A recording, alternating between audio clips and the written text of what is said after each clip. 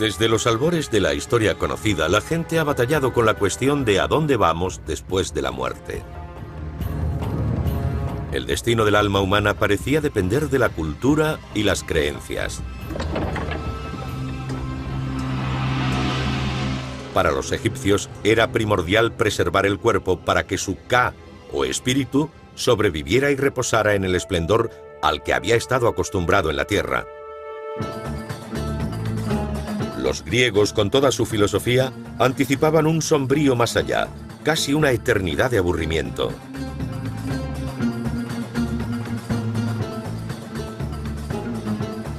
Los romanos estaban demasiado ocupados conquistando este mundo para dedicarse a pensar en el otro.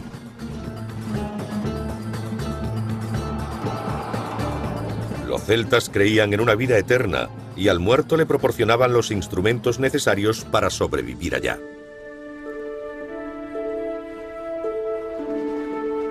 Para los hindúes, la muerte es la puerta a una nueva vida y a la reencarnación del alma.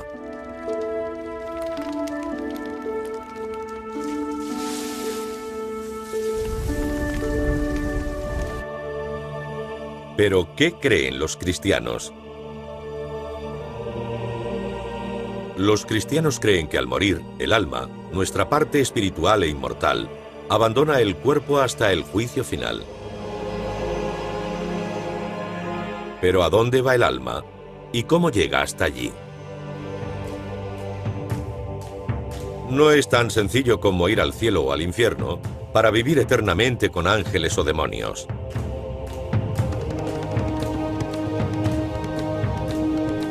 La Biblia nos da escasa información sobre lo que nos espera al final. Millones de personas creen que hay desvíos en el camino al cielo. Y hay grandes diferencias de opinión sobre lo que puede condenar o salvar el alma cristiana y cuándo.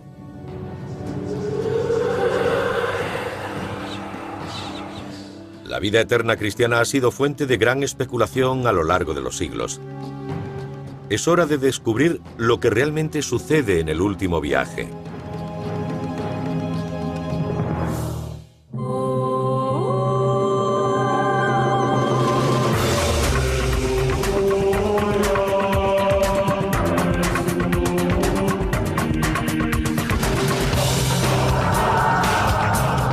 Descifrando el cristianismo.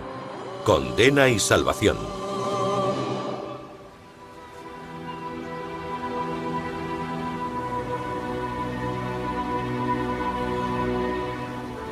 En el siglo VIII, la isla de Innismurray, en la costa oeste de Irlanda, era el fin del mundo conocido. A este aislado pedazo de tierra venían monjes de toda Europa en busca de soledad y paz.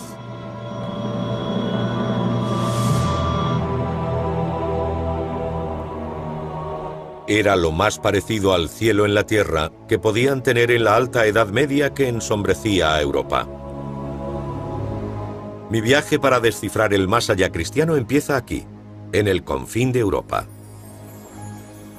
Todo era muy sencillo cuando yo era niño, criado como católico en Irlanda.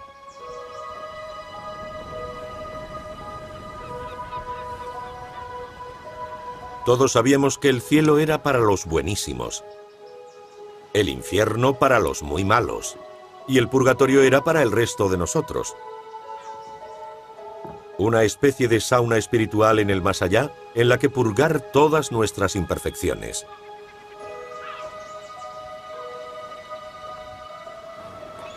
Y después estaba el limbo, muy confuso. A mí me parecía que el más allá cristiano tenía una planta arriba, otra abajo, y desconcertantes salas de espera en medio. ¿De dónde salía todo eso? Aunque muchos han buscado el cielo en la tierra, parece ser que ninguno ha logrado encontrarlo. Y la Biblia no dice qué es o dónde está. En cambio, la Biblia dice exactamente dónde se encuentra el infierno. Era un lugar como este llamado Gaiginon o Gehenna, que en inglés derivó en Hell. De hecho, era un vertedero situado extramuros de Jerusalén. Este vertedero de las afueras de la ciudad de Ángeles, en Filipinas, es muy parecido a lo que debió ser Gehenna en su día. Era un lugar en el que ardían hogueras día y noche para eliminar los desechos de la ciudad. Para mantenerlas lo más vivas posible, se añadía azufre a las llamas.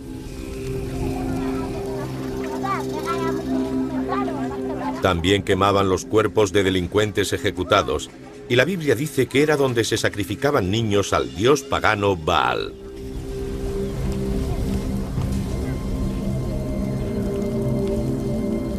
Quizá eso inspiró a los cristianos la idea del infierno como un lugar de fuego eterno, impregnado de olor a azufre.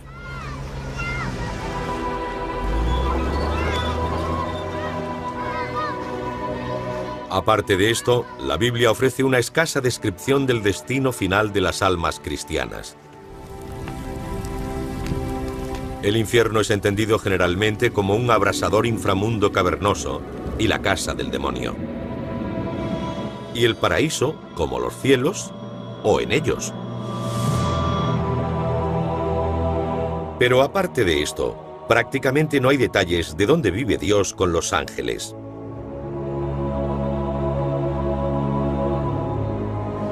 En la Universidad Angelicum de Roma, el padre Robert Barron va a ayudarme a descifrar las complejidades del cielo y el infierno.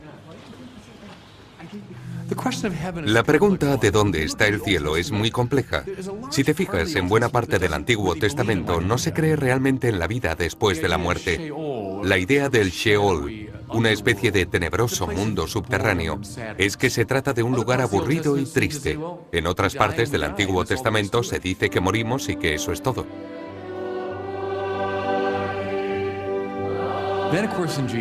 Pero a través de la resurrección de Jesús percibimos la idea de que hay una vida después de esta, que es fantástica, mejor, rica y una continuación de la anterior.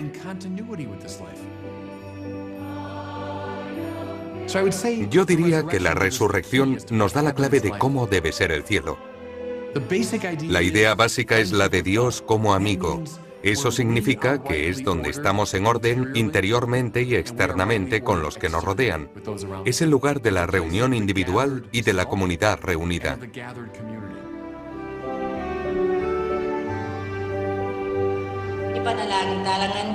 Kinoibayo mo kami, kay kang biye. Kinipuwat wa tamo yung sarili tamong kapagnasan.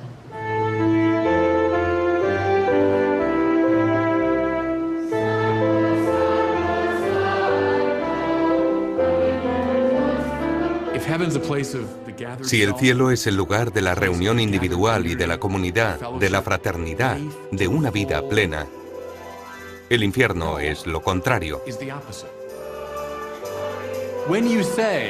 Si imitando a Lucifer dices, yo soy Dios,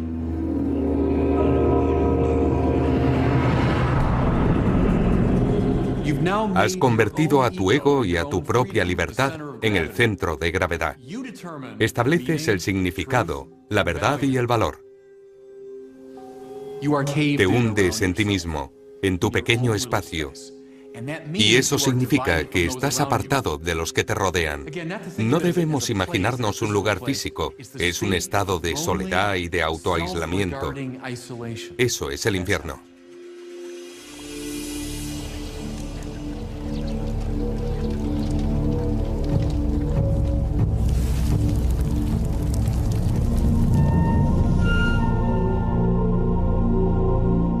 La tradicional representación artística del cielo podía ser una alegría para la vista. Pero la visión del infierno revolvía el estómago.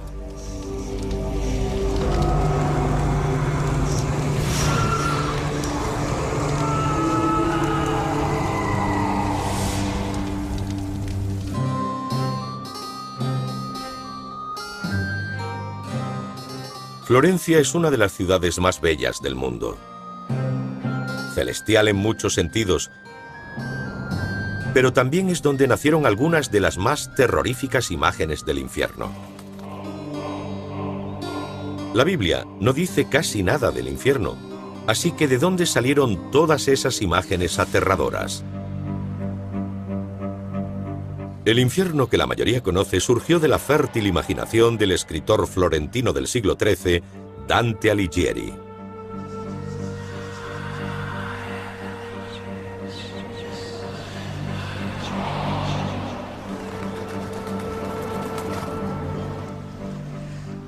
Dante escribió la Divina Comedia, que podría considerarse como una guía de viaje hacia la vida eterna cristiana.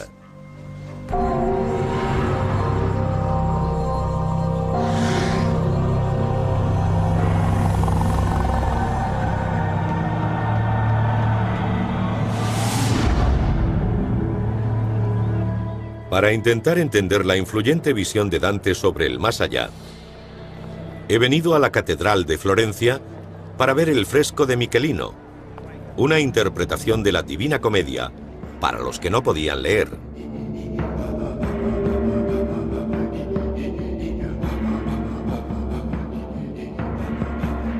Dante, hoy hijo predilecto de la ciudad, fue enviado al exilio por respaldar a la facción política equivocada.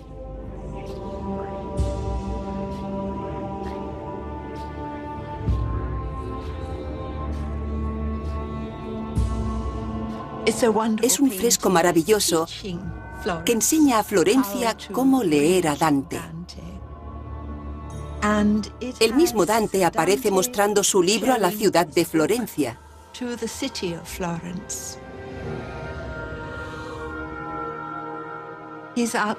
Está situado fuera en representación de su exilio. La puerta de la ciudad se refleja en la puerta del infierno con su inscripción: que abandone toda esperanza aquel que entre aquí.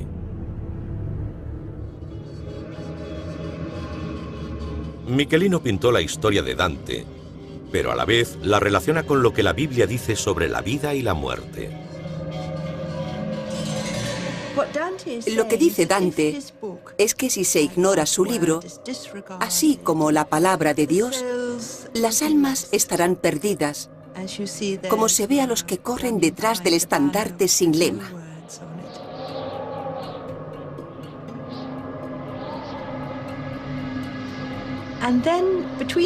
Y entre ellos está la montaña con las terrazas en espiral, que también tiene la misma puerta.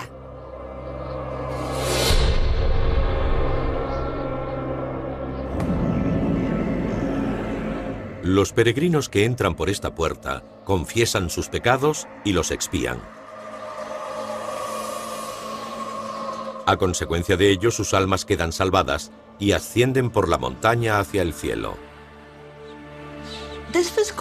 A esto se le llamó Biblia Pauperum, la Biblia de los pobres, creada para que quienes no fueran capaces de leer pudieran ser enseñados a través de imágenes.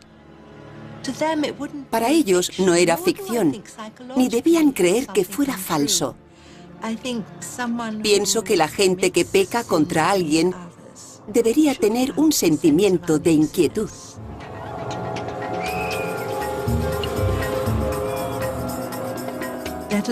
El hecho de que se deban pagar las consecuencias siempre ha estado presente en toda civilización. La Divina Comedia de Dante tuvo enormes consecuencias. Ha sido un bestseller durante más de 7 siglos y ha inspirado a innumerables artistas.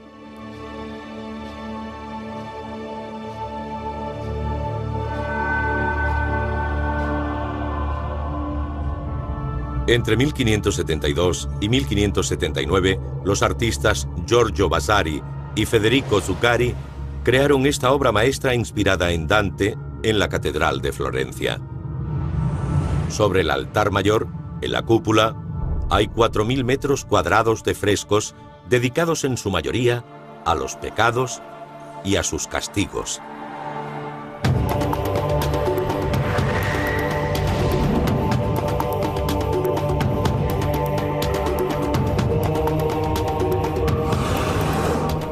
La idea de que los pecados recibían castigos específicos infligidos por un ejército de demonios fue popularizada por Dante. Hay algo atrayente en la idea de ver al mal castigado de una forma horrible, pero adecuada. una especie de sensación de justicia.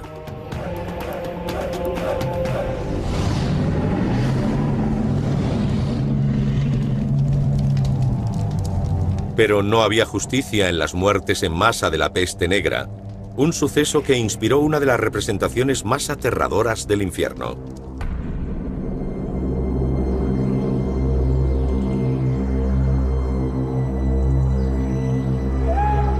San Gimignano es una ciudad fortificada del centro de Italia tachonada de torres.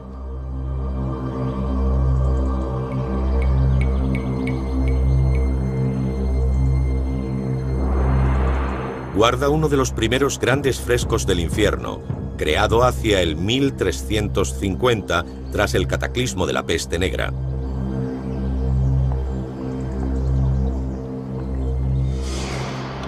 He venido a la Colegiata para conocer lo que los cristianos medievales consideraban los peores castigos del infierno a través del fresco de Taddeo di Bartolo inspirado en Dante. Es una visión terrible de un mundo consumido por la muerte, en el que más de un tercio de la población europea pereció dolorosa e inexplicablemente.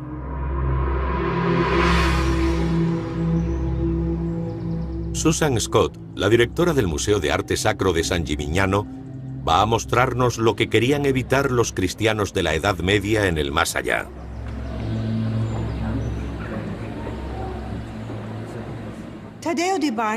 Probablemente Taddeo di Bartolo se inspiró en otras representaciones visuales del infierno. Obviamente, la descripción de Dante está en la mente de todos, pero sus castigos son diferentes a los que muestra Taddeo di Bartolo.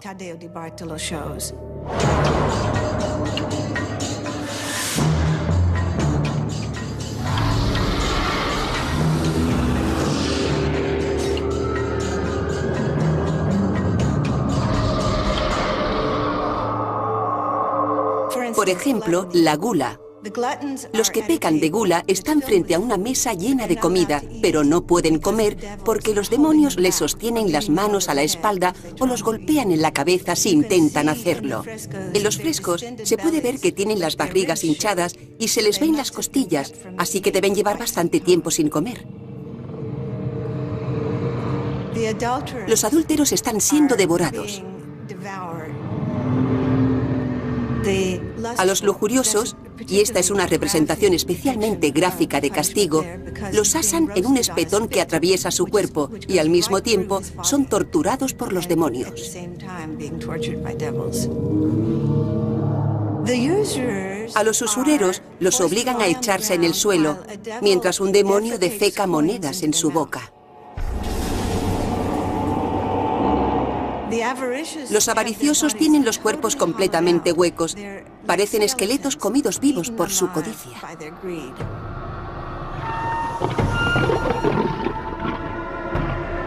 Los demonios tienen rasgos bestiales, normalmente una combinación de varios animales. ¿Pero por qué los demonios se representan como animales y no como humanos? El motivo teológico subyacente es que el pecado nos separa de lo que nos hace más humanos y cercanos a Dios. Al pecar, nos distanciamos de nuestra propia naturaleza y nos acercamos a una perversión de esta. Por lo tanto, la apariencia física se distorsiona.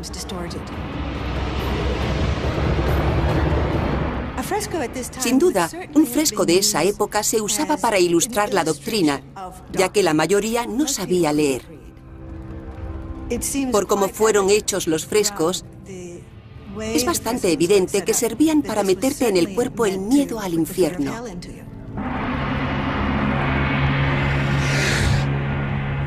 Hoy podríamos considerarlo como propaganda diseñada para manipular a los ignorantes, pero en su día pretendía salvar a las almas para la eternidad.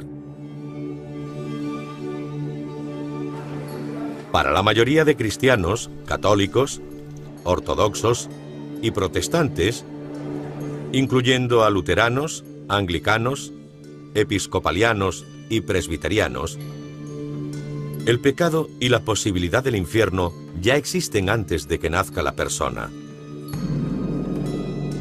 Todo empezó cuando Adán y Eva, el primer hombre y la primera mujer, cometieron un pecado en el jardín del Edén. Este es uno de los relatos más conocidos de la Biblia y se cuenta de forma maravillosa en el mosaico del techo del baptisterio de Florencia.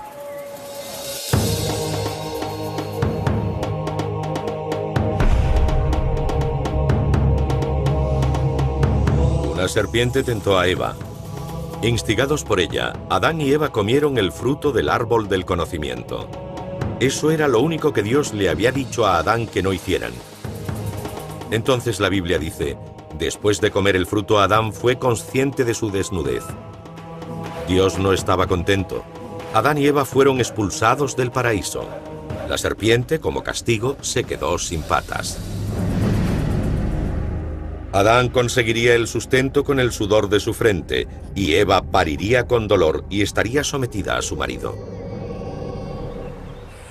Mientras que la Biblia no dice nada de que Adán y Eva fueran castigados por tener relaciones sexuales, es la suposición generalizada. Esta es la primera vez en la que el sexo, las mujeres y las serpientes reciben una mala reputación. De este modo, el arte se hace con la hoja de parra.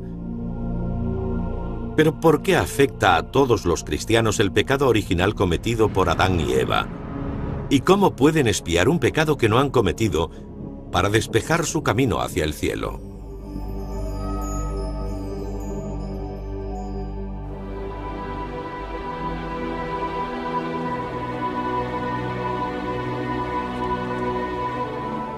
En el cristianismo, el pecado original no solo afecta a Adán y Eva, que fueron quienes lo cometieron, afecta a todos. La creencia es que cada persona hereda la naturaleza pecaminosa de nuestros primeros padres.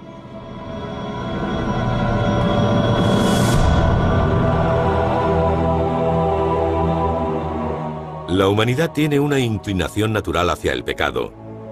Y para ser bueno, uno debe librar una batalla constante contra una naturaleza esencialmente mala.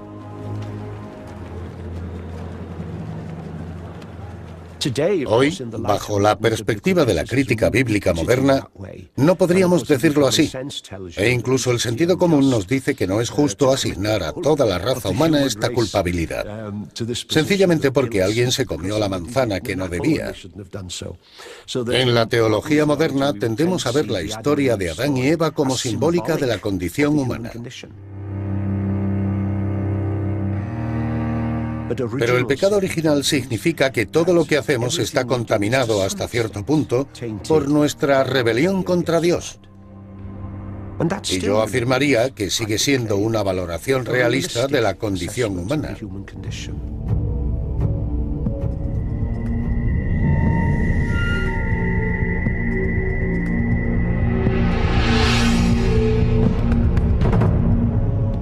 Es una creencia central para muchos cristianos que Jesús murió en la cruz para hacer borrón y cuenta nueva, para expiar los pecados de la humanidad, incluido el pecado original de Adán y Eva. Murió para que los cristianos puedan ir al cielo para vivir eternamente.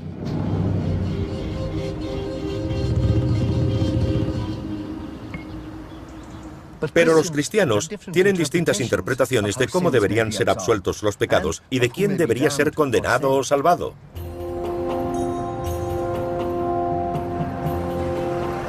Vamos a obtener alguna ayuda para averiguar los caminos que puede tomar el alma cristiana.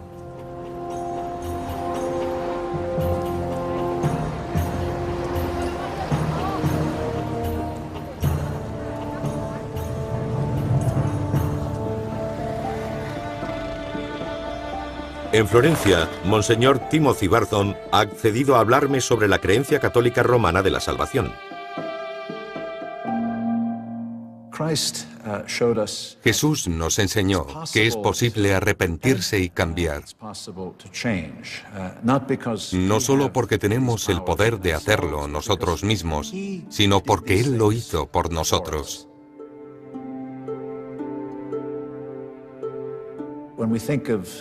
Al pensar en las maldades que hace la gente, creemos que alguien debe pagar por ellas. Y Él lo hizo. San Pablo dice que cogió nuestras cartas de crédito y las clavó en su cruz.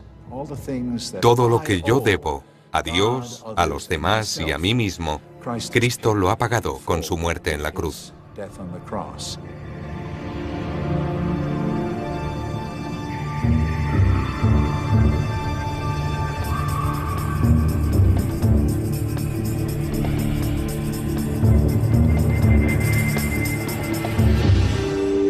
Para los católicos, el camino hacia el cielo se allana mediante 7 actos ceremoniales llamados sacramentos, que creen fueron establecidos por Cristo. El primer sacramento es el del bautismo, que permite a los que creen en Cristo entrar en comunión con los que forman parte de esta Iglesia. Él les dijo a sus discípulos que había que bautizar a todo el mundo. No a estos sí y a estos no, a todos.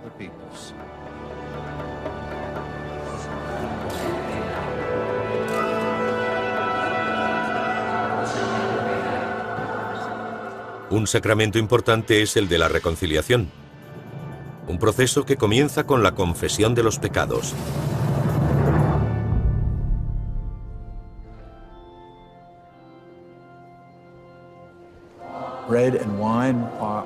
Cada día se ofrece el pan y el vino en los altares de todas las iglesias católicas del mundo, en la celebración litúrgica llamada la misa. En la Iglesia Católica Romana todos pueden salvarse. Cualquier persona que opte por creer y que participe en los sacramentos puede alcanzar el cielo.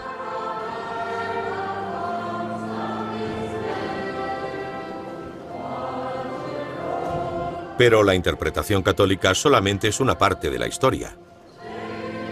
En el siglo XVI estaban tomando forma nuevas ideas. En Nueva York, un experto en la Iglesia Reformada me ayudará a entenderlas.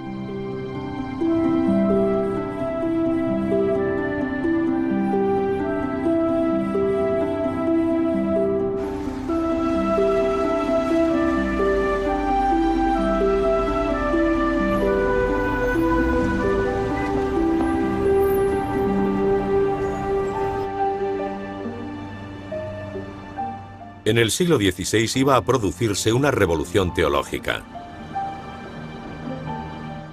Juan Calvino y Martín Lutero, los padres de la Iglesia protestante, estaban tomando una nueva dirección muy radical. Afirmaban que Dios no pretendía salvar a todos. Es la llamada doctrina de la predestinación. Para saber algo más sobre la predestinación y la salvación desde una perspectiva protestante, he venido al Seminario Teológico Unión para hablar con el profesor Ian Cameron, un experto en la historia y la teología de la Iglesia Reformada. La predestinación es una doctrina que establece que Dios es eterno y que tiene el control, por lo tanto, elige quién será salvado y quién no.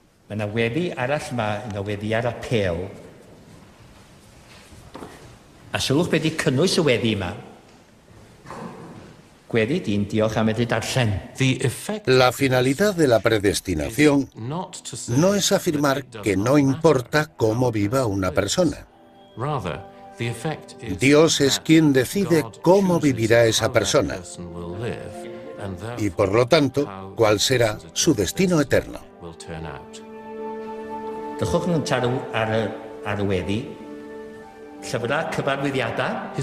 Históricamente hablando, los teólogos que seguían a Martín Lutero enseñaban que Dios solo predestinaba a los que debían ser salvados. Pero de hecho, Dios suspendía el juicio contra el pecado de una persona en caso de haber sido elegida. Otros teólogos, de los cuales Juan Calvino de Ginebra es quizás el más famoso, enseñaban que la única forma de preservar la absoluta independencia y soberanía de Dios, la única manera de que pueda elegir, es escoger a algunos para ser salvados, e igualmente a otros para sufrir la condena eterna. Esto se consideró como una doctrina muy dura. Y en la Iglesia moderna, estas doctrinas raramente se enseñarían con tanto rigor y firmeza.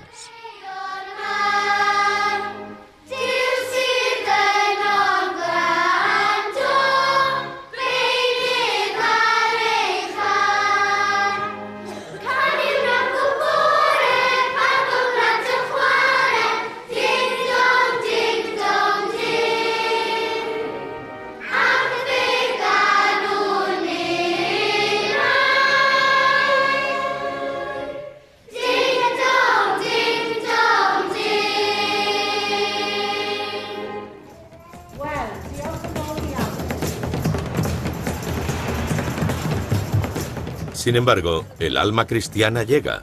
Parece ser que hay mayor acuerdo en cuanto a dónde va. ¿Qué dice la gente corriente cuando le preguntamos a dónde vamos al morir? Al cielo. O al infierno. Si juego bien mis cartas, iré al cielo. Cuando te mueres, estás muerto. Nos pudriremos. Probablemente al infierno. Al purgatorio, no soy perfecto. Tu espíritu seguirá vivo. Si confías en Cristo para nuestra salvación, irás al cielo. Con tantas opciones para el más allá cristiano, la respuesta no es tan sencilla. Dante, el hombre que inventó el infierno que conocemos, también describió el cielo y dos desvíos para el alma, el limbo y el purgatorio. Ninguno se menciona en la Biblia.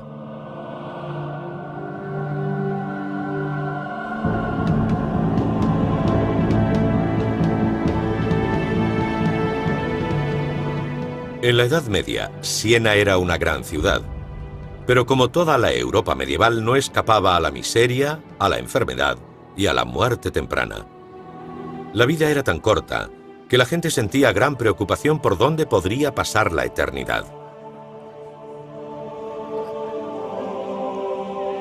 Con los pocos detalles que ofrece la Biblia y la poca probabilidad de ser lo bastante perfecto para ir al cielo, la tradición católica desarrolló un lugar al que podían ir los buenos, aunque no perfectos.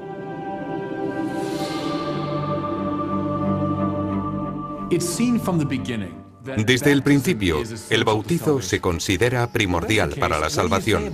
Pero, ¿qué me dices de los que no son bautizados?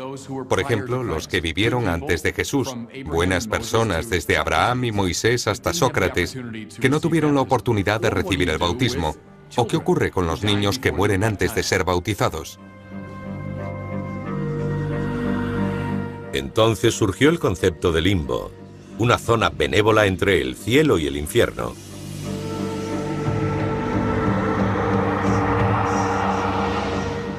El limbo tiene dos partes. Una, para los niños que mueren antes de ser bautizados.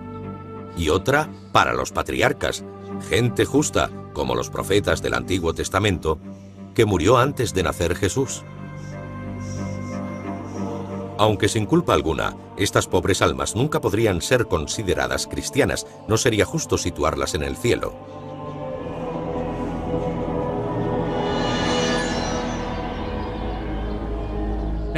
Pero a la gente le preocupaba una cosa sobre el limbo, que no había una garantía bíblica, que no estaba basado en la Biblia. Además, para gente como San Agustín, el limbo se consideraba un lugar en el que se atormentaba a los niños, que sin tener culpa alguna, no habían sido bautizados. Santo Tomás de Aquino tiene una teoría mucho más benévola. El limbo no es un lugar de tortura, sino de felicidad natural, aunque no sobrenatural como en el cielo, que solo es alcanzable para los que están bautizados. También se creía que ocurrió esto. En los 3 días entre su muerte en la cruz y su resurrección de entre los muertos, Jesús bajó al limbo para liberar a las almas de los patriarcas. ¿Y qué hay del purgatorio? Según la tradición católica, el purgatorio es donde las almas buenas, pero no perfectas, se purificaban para ir al cielo. Dante lo describe como una montaña que se alza hasta el cielo.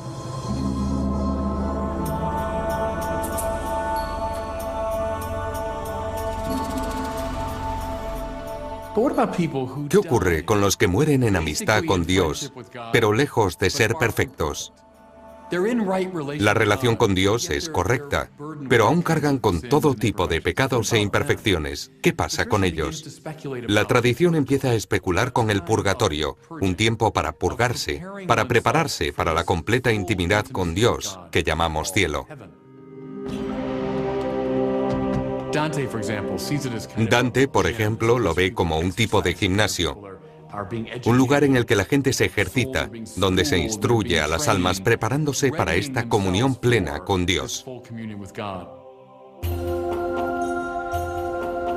El concepto tradicional de purgatorio se convirtió en doctrina oficial de la Iglesia Católica en el Concilio de Florencia de 1439.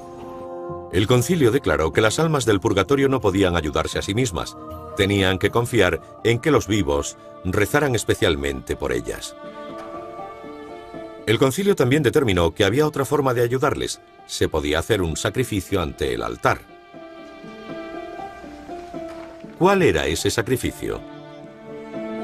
Era una forma encubierta de decir dinero. Para lograr que tu madre, padre, hijo o amigo saliera del purgatorio y fuera al cielo lo antes posible, podías dar dinero para que se dijeran misas.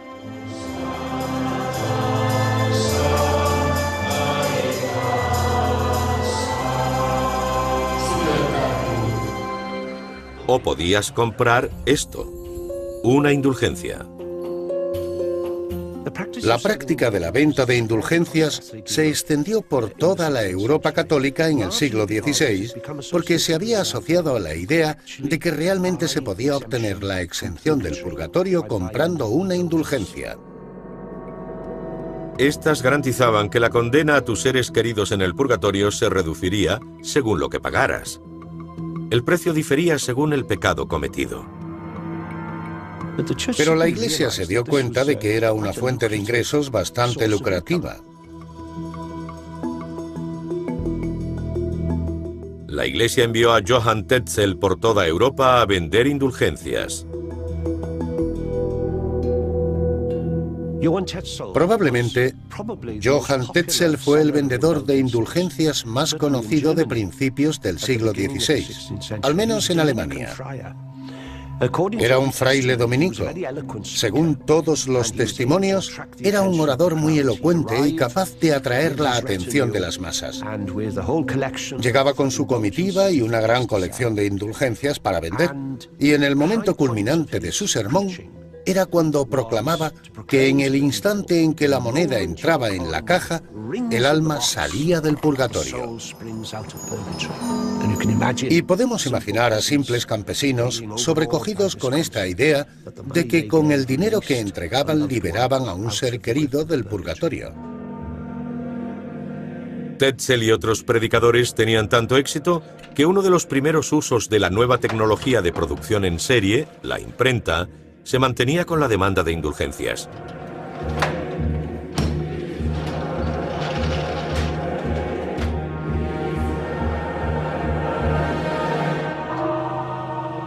Se hizo público que el dinero de una indulgencia se destinaría a una causa particular. A principios del siglo XVI, la gran causa fue la reconstrucción de la Basílica de San Pedro.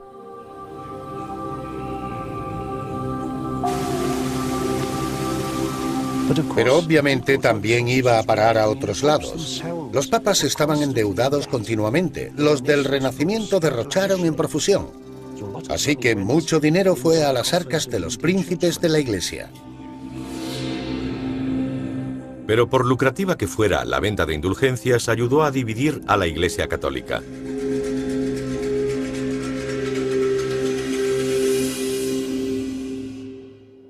En 1517, Tetzel fue a Wittenberg, la ciudad donde residía un fraile llamado Lutero. A Lutero le horrorizaba la idea de poder comprar la salida del purgatorio para uno mismo o para un ser querido. Escribió 95 tesis que cuestionaban la validez de las indulgencias y clavó un ejemplar en la puerta de la iglesia del Palacio de Wittenberg. Esto hizo estallar un debate que dio lugar a un nuevo cristianismo reformado. Cuando Martín Lutero y quienes le seguían rompieron con la Iglesia Católica, acabaron con el limbo y el purgatorio, al menos para los protestantes. Pero protestantes y católicos están de acuerdo en una cosa: la salvación o la condena eterna esperan el día del juicio final.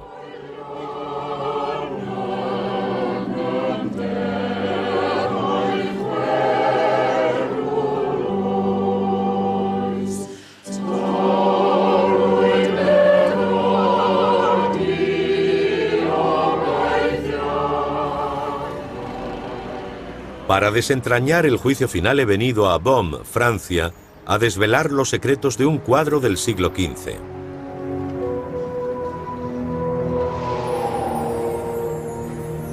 Por lo que he podido descubrir, hay diferentes opiniones sobre cuándo empieza el viaje hacia la salvación o la condena, y también sobre lo que ocurre durante el camino.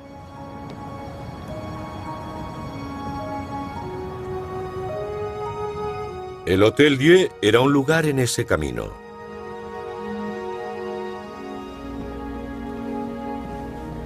Un hospicio para los pobres y los moribundos, que alberga un retablo de Rogier van der Weyden que ilustra lo que le espera a toda alma cristiana. En 1439, cuando el Concilio de Florencia hizo oficial el purgatorio, también declaró que en el momento de morir, Dios hace un juicio a cada alma, enviándola inmediatamente al purgatorio, al cielo o al infierno. Esto refleja la creencia católica de esa época y de la mayoría de los cristianos en la actualidad. Pero hay un problema. ¿Qué decir del juicio final? El inmenso retablo de Van der Weyden estaba aquí para que todos pudieran verlo. Colgando sobre el altar y descubierto solo los domingos a los pacientes en sus lechos, era un recordatorio saludable de la realidad de la muerte y de lo que venía después. Actualmente, por protección, el retablo está en una galería al otro lado del patio. Daniel Rousseau, profesor de Historia del Arte en la Universidad de Borgoña, me va a ayudar a desentrañar el juicio final.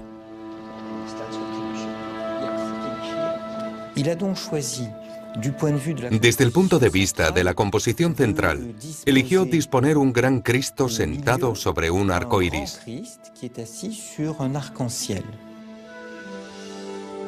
Cristo es el juez que con la espada de doble filo de la venganza, al final de los tiempos, separará lo bueno de lo malo. Es un Cristo cósmico. Él domina la creación y sus pies descansan en el orbe terráqueo, su creación. Viene a redimir, pero también a castigar.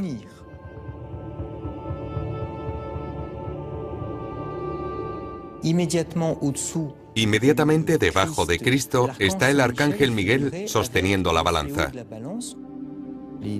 Ambos platillos están desequilibrados. El de la derecha está más bajo. Por tanto, el alma sentada en él será condenada. El alma condenada da la espalda a San Miguel y de alguna manera ya viste la máscara de la condena.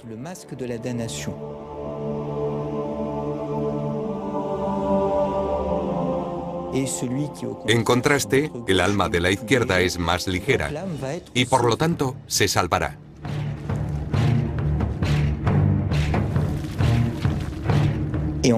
Y finalmente, en la parte de abajo, vemos unos cuerpos que están levantándose de sus tumbas.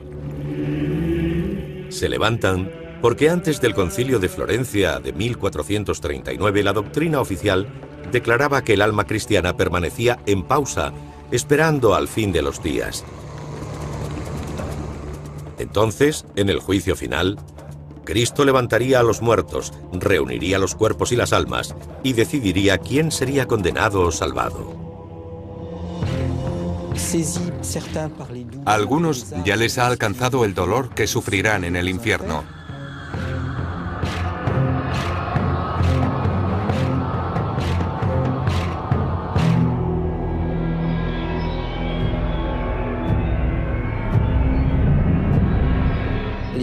Los demás están serenos al saber que estarán a salvo en el reino de los cielos.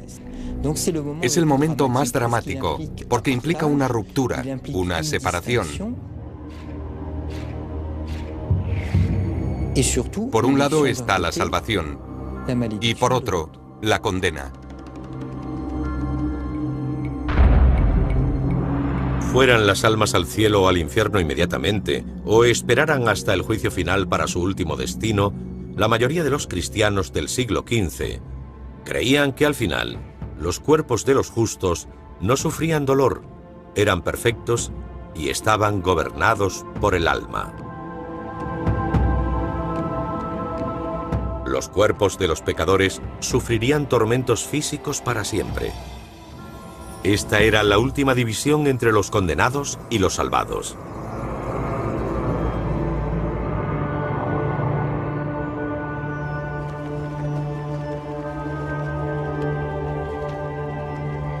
La necesidad de la reunificación de cuerpo y alma en el juicio final planteó un problema en la década de 1870, cuando la cremación se convirtió en una alternativa al entierro. En 1886, la Iglesia Católica prohibió la cremación a sus fieles y aún sigue aconsejando el entierro, igual que muchos grupos protestantes. No existe ningún mapa sobre el más allá cristiano, ni una forma definitiva para descifrarlo. De hecho, aún se siguen desarrollando nuevos conceptos. En 1999, el Papa Juan Pablo II dijo que el cielo, el infierno y el purgatorio no son lugares, sino estados del ser. Y en abril de 2007, el Papa Benedicto XVI aprobó un informe de la Comisión Teológica Internacional para invalidar una creencia fundamental sostenida por millones de católicos durante siglos. El Papa indicó que las almas de los niños no bautizados ya no iban al limbo, sino directamente al cielo.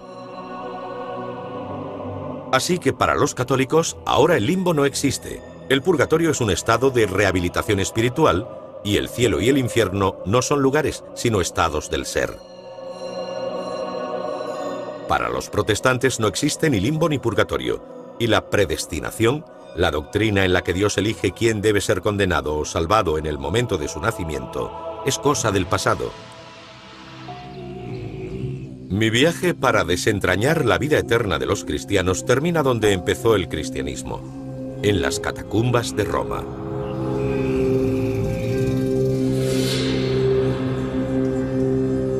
Durante los 2 primeros siglos después de Cristo, aquí es donde los cristianos enterraban a sus muertos.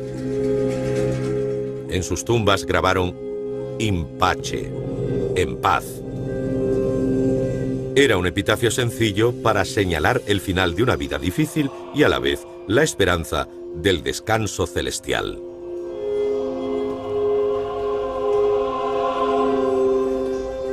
Es la esperanza que todos los cristianos siguen compartiendo.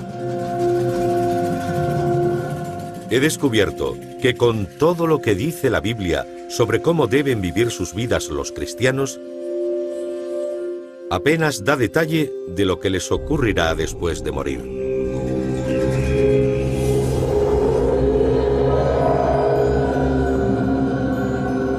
Durante siglos, escritores, artistas y teólogos han ido cubriendo los huecos para atemorizar o tranquilizar.